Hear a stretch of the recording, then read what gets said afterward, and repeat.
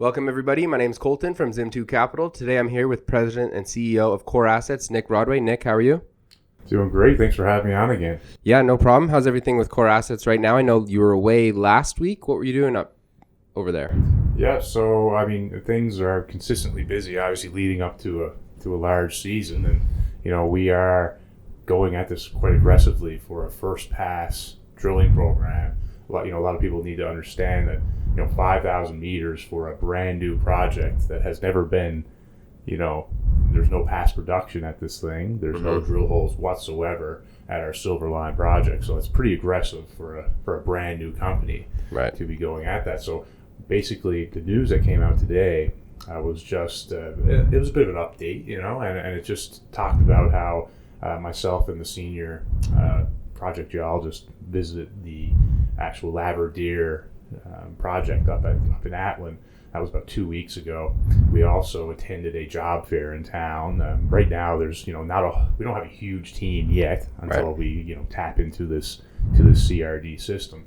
But we are offering we offered a couple jobs to some local people there in the town of Atlin, and Atlin's a old mining town as it is. That's how it became from placer gold mining starting in the late 1800s. Oh, wow. So, people are familiar with mining in the area. Yeah. And, there's a lot of excitement. People are excited to see what kind of results we can come up with down at the end of Atlin Lake. So at the job fair, I guess, what was the sentiment towards Core Assets? Was there a lot of other companies there, or were you guys kind of one of the main companies, or? Well, it was very small, to be honest with you. And the population at any given time in Atlin is very small. It's around 500 people type thing, even less. So there's not a whole lot of people there. But at that particular small conference, we can call it, or job fair, there was 4 companies, including us. So there's not a whole lot of activity in that area. Yeah. And we would be the standalone company that's going after a large porphyry CRD type system. Zinc, we have zinc, lead, silver, copper, and gold. It's a polymetallic thing, so it would be kind of the first of its kind that would be sizable, like what we have. Yeah, for sure. So getting into the news release now, up until now, we've been talking a lot about the Silver Line property, but the news release that you came out with today was actually focused on the other area of the property, so the Laverdiere. Maybe you could talk about that. I know a lot of people were talking about the access to that property, and they maybe thought it was difficult. What can you say about that? Yeah, so we always access the property with a helicopter, and it took 12 minutes each way to get there, which is very obviously still accessible. You also have the lake, which you can travel by boat. But the main thing about the last 2 weeks was I wanted to actually do it myself. I wanted to be able to live it. And until you live these things and actually do them yourself, you can't really put your 100% word behind it. So the aim was to get some snowmobiles, pack up our prospecting gear. We also had a drone with us to take some drone imagery, and we traveled down to the property to see, how efficient it was, how quick it was, and it turns out that the ice is solid the whole way down. There's between 12 and 24 inches of ice the whole way down, and it's just like a paved road basically to get down there. And you could probably get down there in 20 minutes if you wanted to, if you're going full speed, but taking your time with a sled behind you with your gear, 45 minutes, no problem, right to not just the beginning of the property, but right up the creek into these showings. And we were actually able to discover and observe some new copper showings, which was crazy, because when you're in a helicopter, you're obviously at a different angle of view, and you're not the one controlling the throttle. So if you pass over something quickly, you might not be able to communicate to the helicopter pilot that you want to go back there. So with the Skidoo, you are in control, and you can just zoom up to these outcrops, which are just completely, they were snow free. So it was crazy exciting, and the weather was just outstanding. And honestly, it was a really fun day. Not even though it was work, related, but it was very fun and it was a great opportunity to get down there. Perfect timing. And I'm very happy we did it, and it's really upped my confidence with regards to accessibility. Yeah, and we'll show some images as well too, and then some of those videos because, like you said, it's beautiful up there, but that accessibility is just it's crazy. Just it's just like a paved road going down there in the winter. So if we are successful now this year, potentially we will start hauling things down in the wintertime. Maybe a camp. We could build a camp in Atlin and bring it down, and it's not much cost to bring things down with a sled. Yeah, for sure. Compared to a helicopter. Well, with the cost of fuel, it might be going up a little bit more. But so you mentioned that you saw some new mineralization. I think in some of the images in the news release, you can see it's actually kind of on the side there. So you're right, you wouldn't really see it from a helicopter probably, but up close, it's very, very visually, mineralized there. Maybe you can explain what those are or what you're seeing there. Yeah, so I mean that area is the only area of the property so we can call that, say, 2% of the property that has been looked at historically.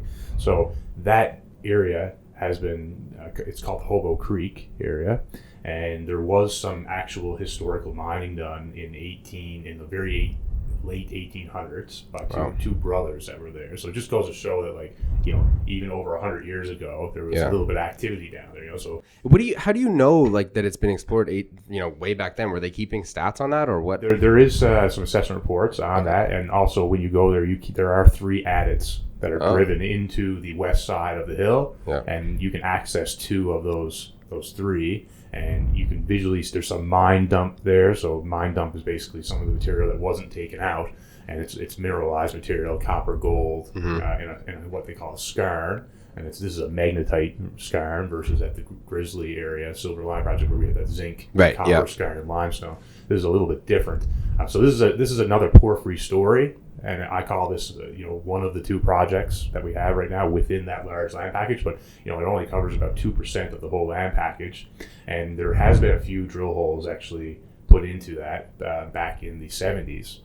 Only 5 drill holes, very shallow, true depth of max. There was one hole, the deepest hole was just about 200 meters into the side of the mountain. That's very shallow, obviously, when you're looking for a porphyry style mineralization, but very respective results came out of that. There was 178 meters there of about 0.3% copper, and gold wasn't assayed for.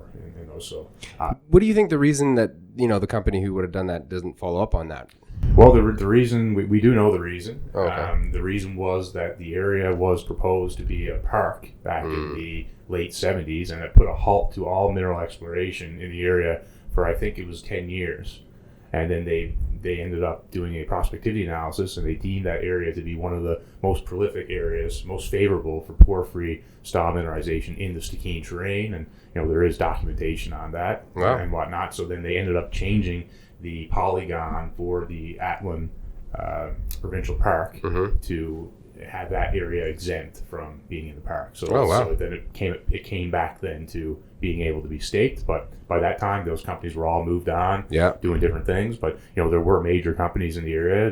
Tech Kaminko was there, and they drilled some holes there even in the park before it became a park, and got some very high molybdenum numbers there, which again is a part of the porphyry style system. And then there was a handful of other smaller companies that were there that basically did some superficial prospecting and whatnot. And there was a couple of very small diameter drill holes, similar to the diameter of what we did with the backpack drill, except an actual mounted rig, not just a handheld machine. But a highlight from one of those results was 60 meters of 1.7% copper. Right, that's a really good intercept. Very good, that's from surface, and again, they did not assay for gold. When we did our sampling, we do assay for gold, and I got gold values anywhere from 0.1 grams per ton up to 5 grams per ton. Wow. So there is gold enriched in that skarn and even in the granodiorite.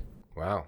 A little bit of extra validation there then, I guess. Oh, big time. Yeah. So, all right. So, like I said, we've been talking about the Silver Lime property. Looks like there's a little bit more going on in the Laverdere property as well. So with spring coming, I'm assuming drills are going to turn soon. So where are we at in terms of that? Are we still on schedule? Yeah, well, 100% on schedule. Everything is going, very smooth so far. But we are looking at our geophysical products right now, at mainly our depth slices at the Laverdere areas. We do have a fair bit of information in Laverdere. We did do an IP survey, induced polarization, back in 2019 as a part of our listing Yeah. company. So we do have that layer, and we do have the magnetics and EM now. So this new data is being layered right now with our samples and we even have drill holes, obviously. So we're modeling that right now, and we will start there to drill. We'll probably do 3 or 4 holes there starting June 1st. And then while we're working there, we will have a team over at the Silver Lime and the 2021 Discovery area doing better structural measurements and whatnot, because that area is a little bit higher elevation. Right. And then we'll be doing the same thing there. We'll be overlaying our geophysics, trying to make sense of it all. Because at the Grizzly part of the 2021 Discovery Zone, that area has a lot of superficial mineralization. Right? Yeah. So that puts us ahead of the game big time there. Yeah. And it's due to the glacial receding. And we also have some new imagery coming in as well, some satellite imagery, which will eliminate cloud cover and all these different things that have been obstructing our view. So that's going to be, again, a game changer, because you can sit at your desk, and if you've already been there, you can map these things from your desk because there's no vegetation cover. So that's a game changer. But what to look forward to, I guess, between now and mobilizing the drill, right, which would be June, is those geophysical products. But again, when you got it at surface, I mean, it's a game changer, right? Like, the geophysics is the geophysics, but until you drill a hole and you get some reference, a lot of that stuff doesn't mean anything. But when you have actual metal at surface, it's there, right? Yeah. You don't need geophysics to tell you that. So we're already excited. Yeah. Geophysics just kind of adds to our theories, right? Yeah, well, everything seems to be confirming what you've been saying for a couple months now. So, sounds good. Is there anything else you wanted to leave on? No, that's everything, I think. And I appreciate you having me on again. And hopefully you'll have me back, and we'll continue to, do at least monthly updates. For sure, yeah. Because we're going to be, again, doing the same thing I've been saying. 2.5 weeks is going to be a little bit of news here and there. And I think everything is fitting in line here. And we're, the whole team is just, very excited to get started, because it's a one-of-a-kind opportunity. And I think everybody at Zimtu is the same mindset. We're really excited to see what happens this spring, and we'll keep everybody updated. Make sure Nick's on camera as much as possible with these updates, because I know everybody likes them. So thanks for coming, Nick, and we're excited for what's to come. Thank you very much. Thanks.